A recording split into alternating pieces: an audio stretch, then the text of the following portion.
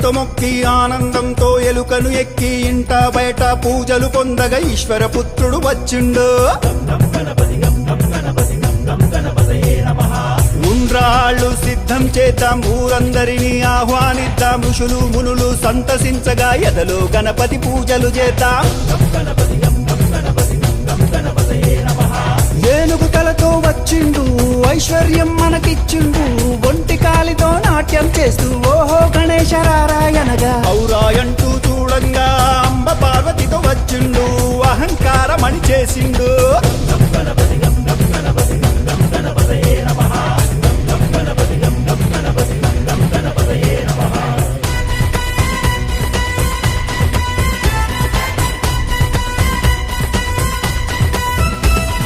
కడుపారా పాయసమే త్రాగి ఖర్జూర పండ్లను మెచ్చిండు, గట్టి పరుకుంచి గుంజీలు తీస్తే ఘనంగా దీవెనలిచ్చిండు, జ్ఞానమందరికి ఇచ్చిండు.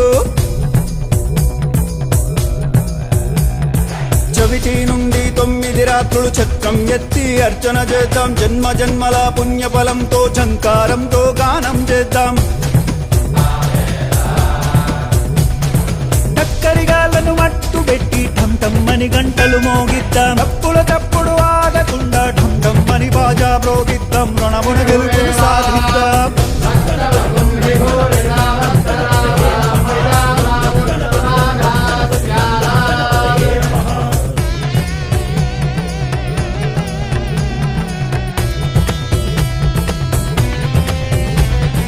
తమ్ములు చెల్లెలు సంబరమ్ముతో థకిట థకిటమని నాట్యం చేస్తే దండాల దండలు వేద్దాం, ధర్మాన్నే కాపాడుకుందాం.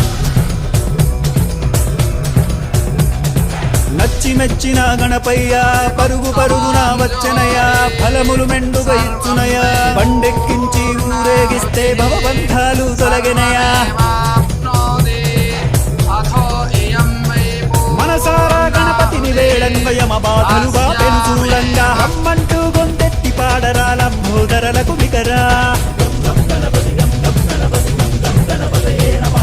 వరుసగా భజనలు చేసి శరణంటూ గణపతి చేరి, సకల లోకాలాధిపతిని షణ్ముఖనాథుని సోదరుని హరుడి పుత్రుడు గణపతి గొప్పను క్షమించమంటూ మొక్కుతాం, రై రై మని సాగనంతుదా.